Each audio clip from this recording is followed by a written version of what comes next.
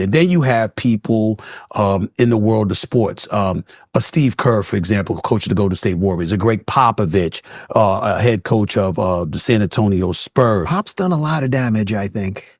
To what? To sports, to basketball. You can make that argument. Yeah. I think I saw Patrick Bet-David making that argument. Yeah. Very valid. And I texted him. I said, very, very valid, because the NBA is a business.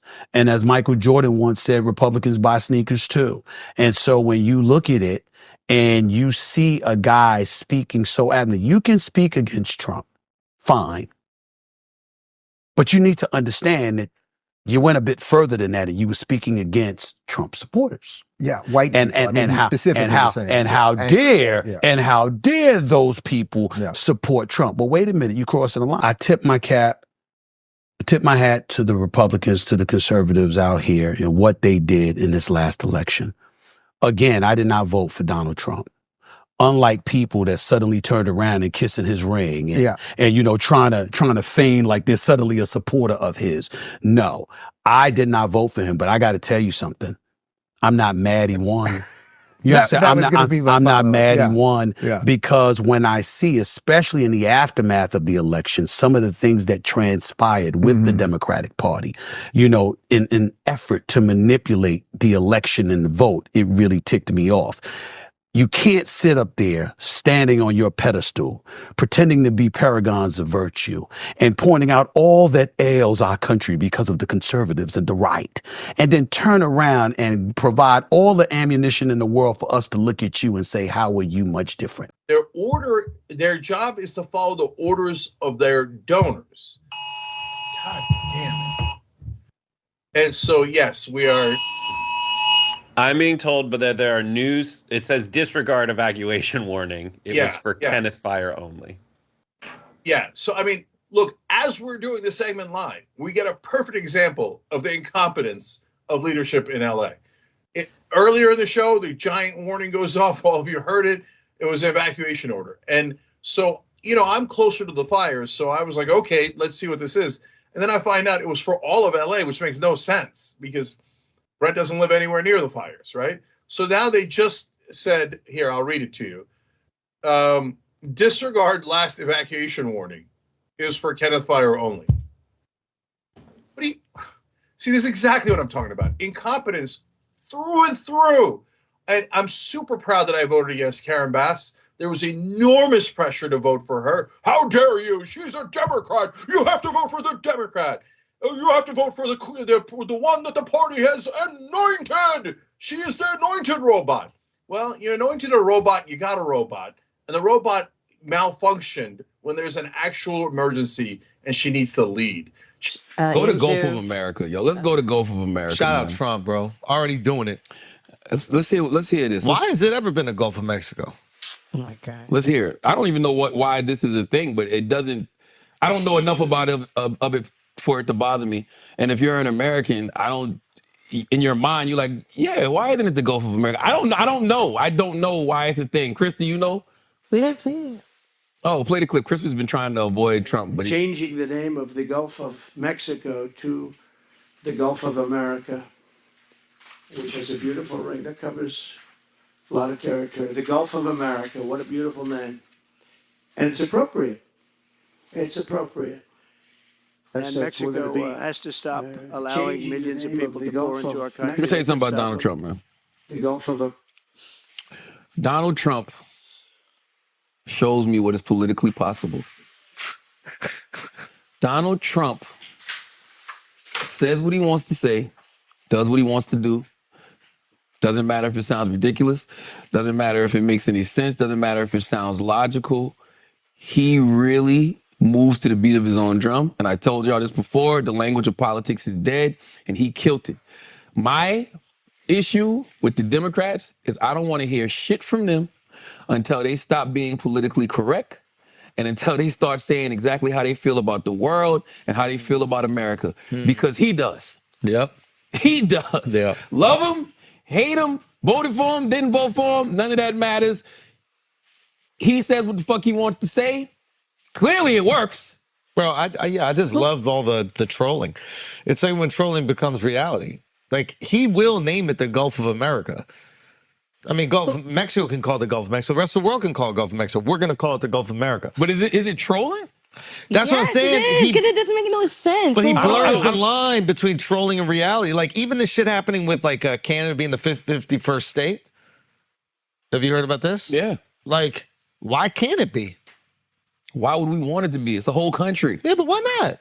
I don't want Canada. Do we want Canada? I don't want Canada. Do we want Canada would join us in Puerto a Rico heartbeat. That's not what fucking Justin Trudeau said. Justin Trudeau ain't the fucking prime minister no more. Hey, Donald Trump made him resign. I don't give a fuck what nobody Oh, says. hell It's yeah. like, I'm telling you, man, I don't give a fuck what nobody say. I think Justin Trudeau resigned because of Trump. I don't know why. I don't know how to prove that, but I just feel like there's some pressure coming I just that think he it's didn't over. want. What's going on, everybody? Welcome back to the channel. Hope all's good wherever you are. Here I am, 2025. I'm agreeing with Stephen A. Smith, Cenk, and Charlamagne.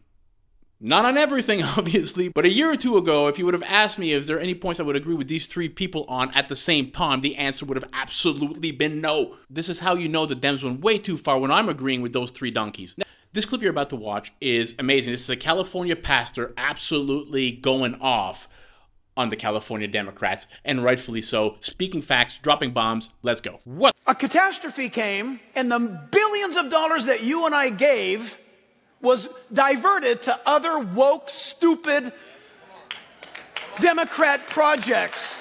We have watched the absolute exposure of the most incompetent,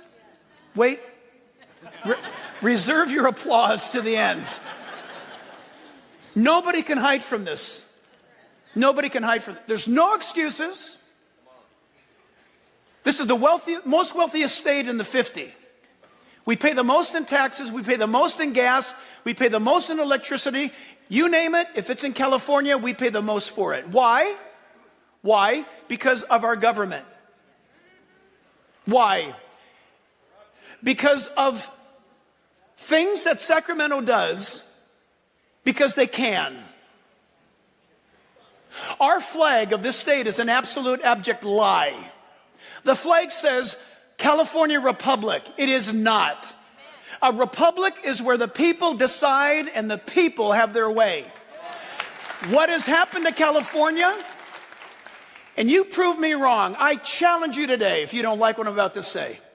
California has been under unmitigated Democrat 100% power control. Democrat. Supermajority. What does that mean, supermajority? It means nobody can oppose their decision making. And now you've got it. You've got a situation where a catastrophe came and the billions of dollars that you and I gave was diverted to other woke, stupid Democrat projects. That's not hyperbole, it is a fact. You don't like it, change your party. If you don't like it, change different. But I'm telling you right now, I'm upset and I'm angry, and it's the right kind of anger. I'm telling you this right now. When you open up a fire hydrant and nothing comes out, and then Joe Biden says, it's because we need electricity. It was turned off for the fire hydrant to turn on. In some cases, that might be true. If the fire hydrants are on top of a mountain, you need a motor to drive the water up. That's extremely rare, and it wasn't the case in these fires. Bad management, horrific politicians who took your money and took trips like Karen Bass, the mayor of LA. She decided to go to Africa the week of the fires to be on a little trip that you paid for. She was really put out when she was told to come home. It didn't look bad. I mean, it didn't look good, that it looked very bad. You've got Gavin Newsom flying down here and then at a command center laughing it up with some people, and it's caught on tape, while he spends 9 point so many millions of probably your dollars to buy himself a new house. It's time to replace the leadership in California. You don't need any more examples. These fires could have been stopped.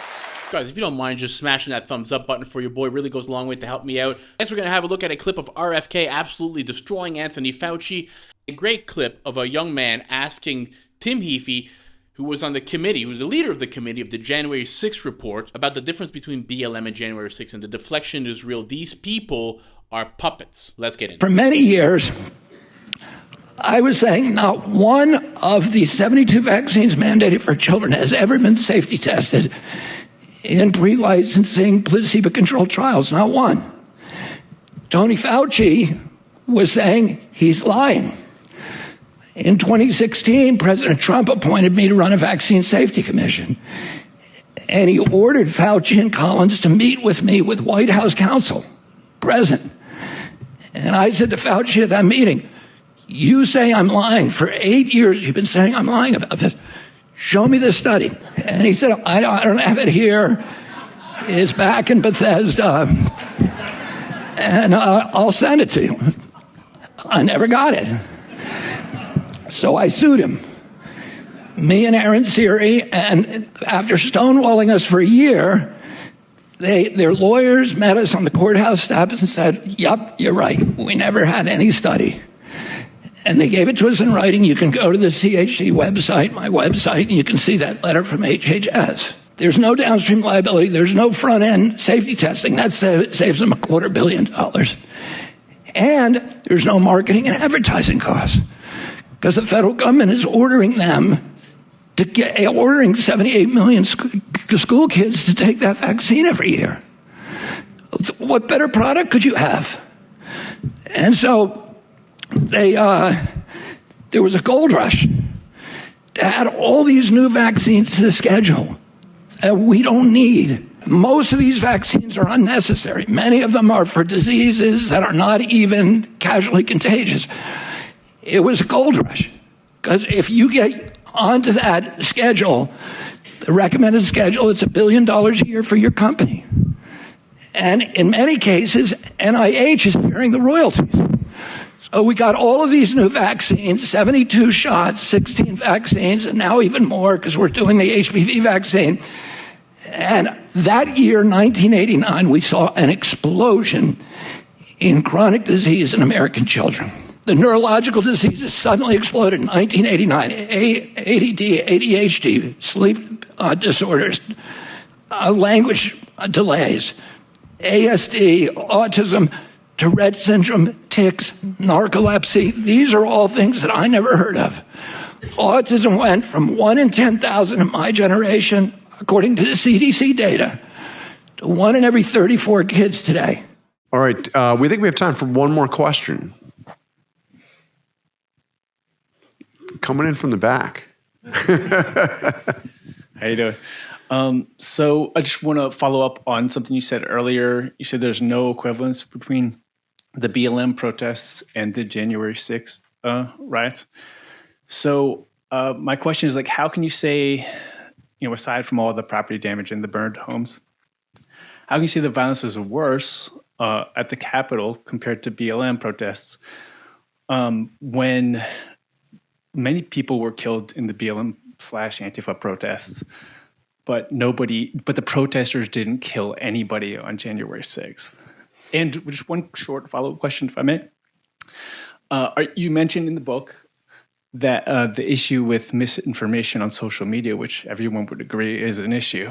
Are you concerned about misinformation from, sources like the local paper of note, the Washington Post, which did give everyone the false impression that the protesters had killed somebody on January 6th. He died the following day of natural causes.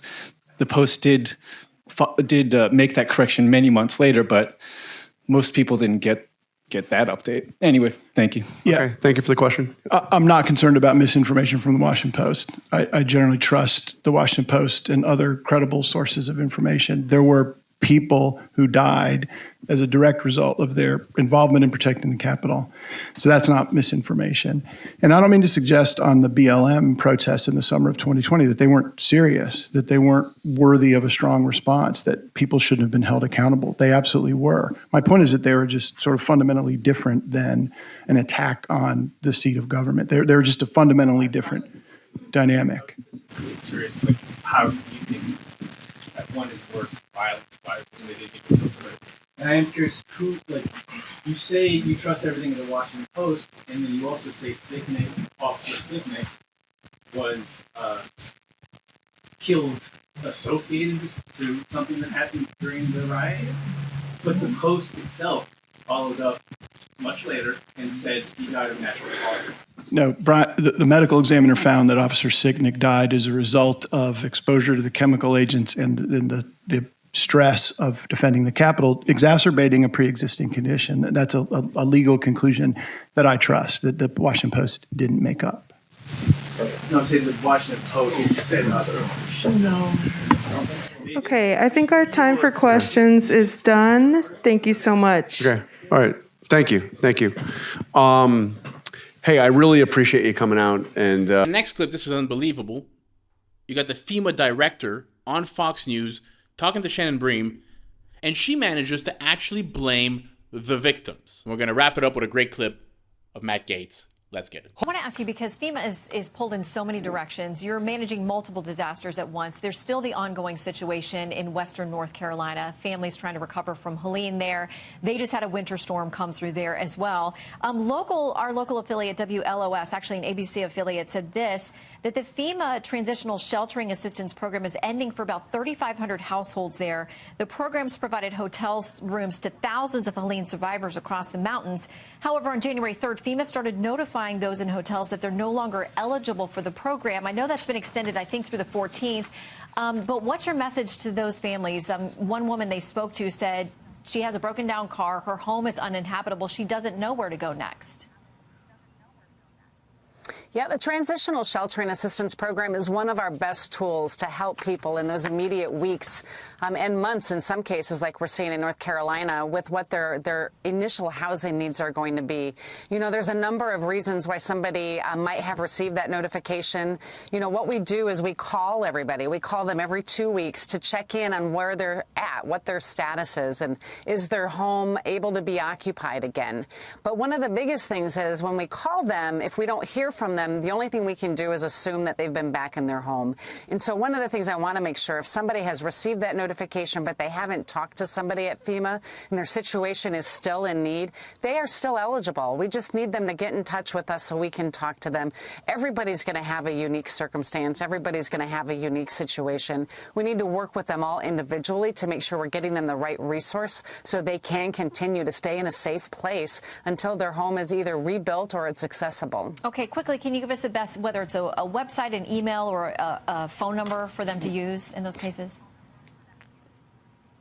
I think the best thing for them to do would either to call our 1-800 number, 1-800-621-FEMA, but more importantly, they can go into a disaster recovery center and talk to somebody face to face. I always find it so much easier to talk to a person, show them where you're at, show them what your status is, and then they can work right there to make sure that you're getting exactly what you need.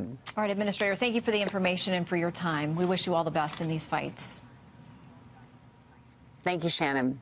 These lobbyists, what are they doing on a daily basis, like a day in the life of a lobbyist? What the lobbyists do, like a lobbyist would wake up and then go to a breakfast where they would hand members of Congress, you know, $1,000, $2,000, up to $5,000, and they for their campaign. And right as they're delivering the money, they make a specific ask. Congressman, we really need you to sign on to this amendment. We really need this bill filed. And they go around and do it. And it was just, for me, like when I first got there, before I swore off the money, it was hilarious because it'd be like, we are Lockheed Martin and we'd like you to support this weapon system. And then like the next group would be like, we're the Cannabis Association of America.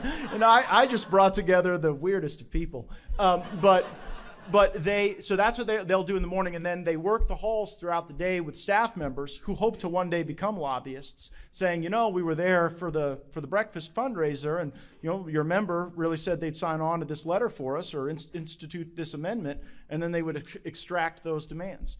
The other thing that lobbying firms have figured out is you don't even need to use the campaign finance system if you hire people's otherwise unemployable family members. The number of spouses and children of members of Congress who become lobbyists is astonishing. Like Senator Richard Burr, a former senator from North Carolina, his wife and son both became lobbyists. And he was the chairman of the Intelligence Committee. So like, how would you feel if your interests were adverse to the people who were paying the chairman of the Intelligence Committee's wife and kid? Do you think that they had special persuasion skills, or was it their familial relationship that they were monetizing? Hope you all enjoyed this video. If you did, guys, please smash that thumbs up button for your boy. It really goes a long way to helping me out. If this is not your first time here and you're not yet subscribed, hopefully this will be the video in which I can earn your subscription. Catch you all in the next one. Peace out, everybody.